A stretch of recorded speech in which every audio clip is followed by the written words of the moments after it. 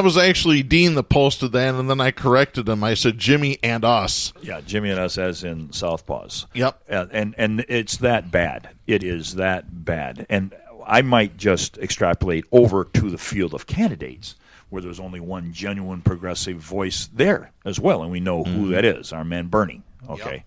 But last night's debates, they made sure he didn't talk. They made sure all week there was no promo. They didn't show you the thousands and thousands of people out in Colorado at these huge rallies. Huge rallies. Over 10,000 people in Denver. No, you don't see any of that. No. The media believes they can railroad one of these corporate idiots right down our throat again.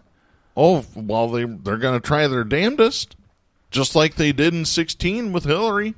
They'll try. Now, whether or not they'll succeed, that's going to be up to Bernie supporters. I know you couldn't stomach to even listen to the debate last night. I don't even watch the debates anymore because it's ridiculous. I didn't either, but I had some phone calls and some people sent some messages. And one thing that came out in the news, and I want to make a mention of this as we enter into the debate conversation. Yeah. Pete Buttigieg made his history last night. You know what his history was? What? Well, he came out. It's the first time in history the Indiana mayor revealed that he came out after his deployment in Afghanistan with this quote, "I was not interested in not knowing what it was like to be in love any longer." Now, you've known me a few years, Darren. I have no homophobic blood running through my veins, okay? Absolutely.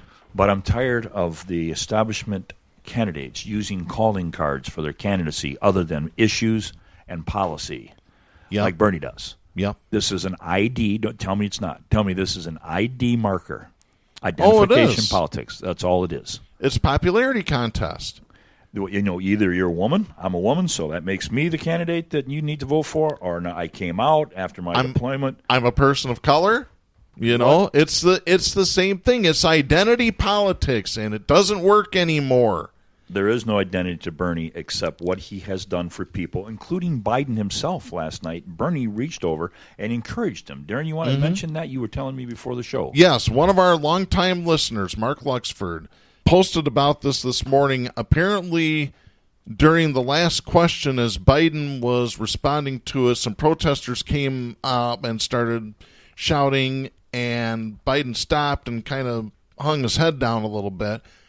Bernie was standing to Joe Biden's right. Bernie leaned over, grabbed him by the arm, and said, "Don't take it personally, chin up," and patted him on the back. Yeah.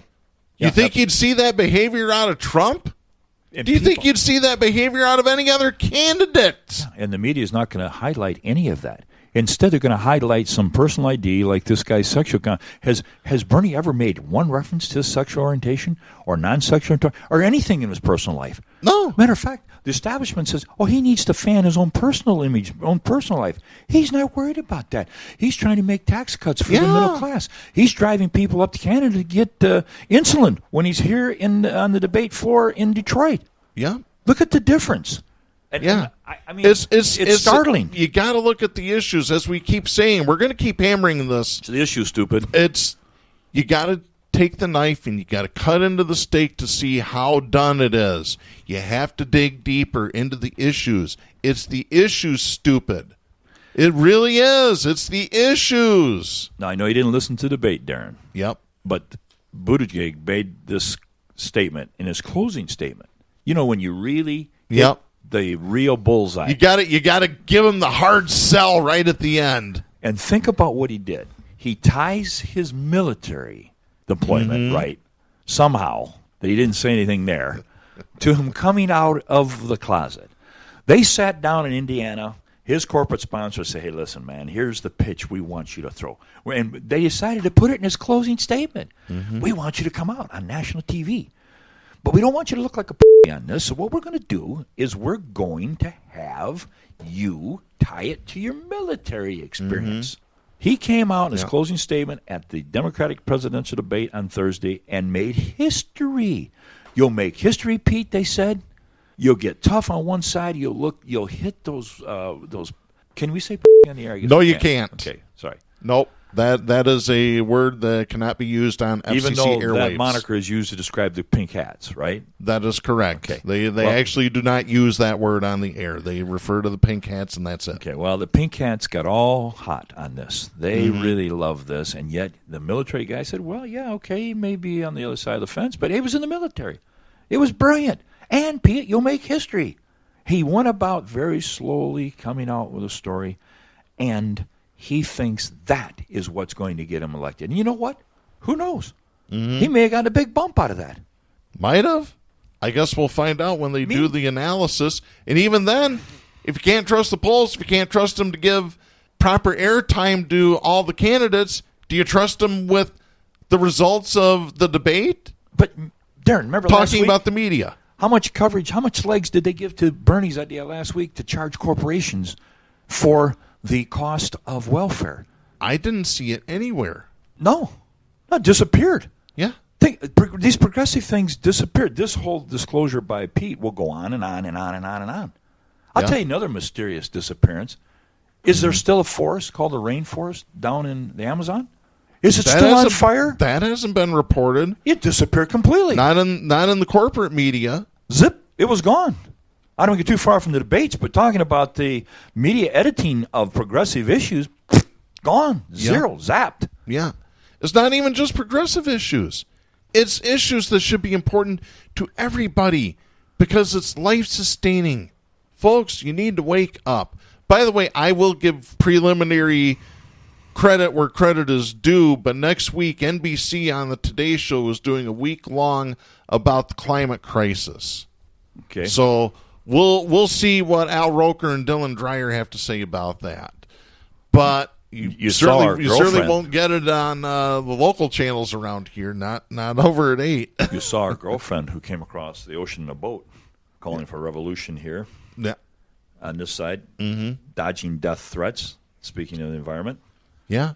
It's just unreal. It's unreal. Jack, I got to move on because that's going to Before we leave the debate, though, real quick, can we mention one other issue that took place? Yeah. Joe Biden came out.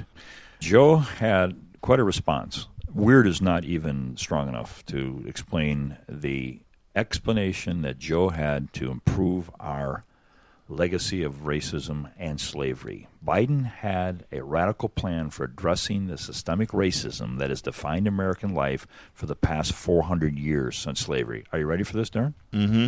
This is profound. Make sure you have a record player on at night. I mean, him and Trump should get together and talk with each other. Stirring stuff, especially to stay in front of a crowd of black students at Texas Southern University gathered for the third Democratic presidential debate.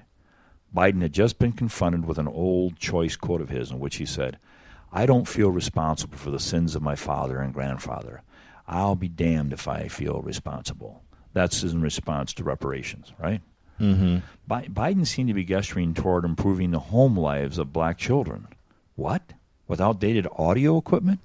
He started off his answer by referencing the institutional segregation in this country, but then somehow ended up saying that social workers should be brought in to help parents deal with how to raise their children. That's when he got into the idea that they should play the radio. Make sure the television. Then he said, no, excuse me, make sure you have the record player on at night.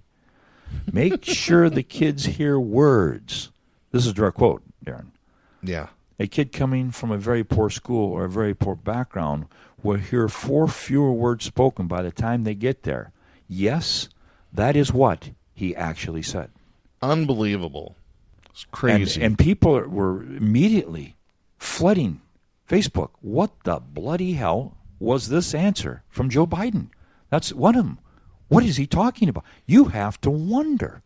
Well, did you see there were portions where Julian Castro kind of went after Biden on age, or at least that's what it appeared like? You just said that 2 minutes ago. Do I have to remind you what you said 2 minutes ago?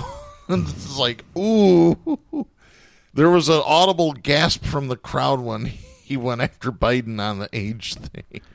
One last little crazy little snide remark was he faced Bernie when Bernie was talking about, guess what, universal health coverage. Of course, Biden had to put his finger in his eye, okay? Mm-hmm. And this is what he did. He points at Bernie smugly, after Bernie had said, we can do this as in other countries, Biden goes, "This is America," and points at Bernie, who is pushing single-payer health care and extolling its virtues. "This is America." "Oh, really, Joe? The most hungry capitalistic country in the world. You're right. This is America. We don't do anything to help the middle class.